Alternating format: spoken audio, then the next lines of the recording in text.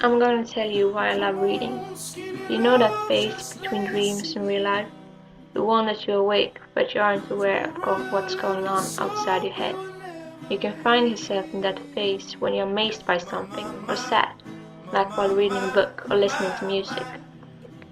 Maybe when you sit in the car and you look out of the window and Skin Love starts playing on the iPod.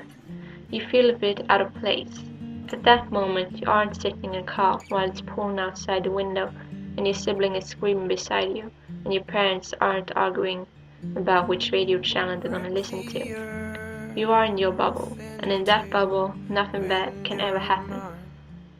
I find myself in that phase when I read a book, and I read a lot, which brings me to be living in that phase quite often. One of those books is The Perks of Being a Wallflower, and I think you drift off in that phase because you recognize yourself in the book or in that song. You feel connected to something, like you belong somewhere, and I know that may sound a bit cheesy, but I actually believe it. And the feeling of belonging connects with that you, for a moment, actually believes that you are the person in the book.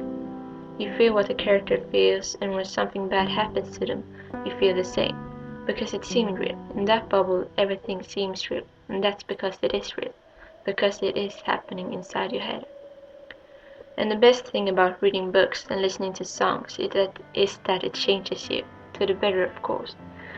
Before you read a book, you don't feel anything special. Your life is normal, school is as usual, but afterwards you feel like if the world doesn't read this book, they can't continue with their lives. It's impossible. You're so determined that this book, this one book, can change the world.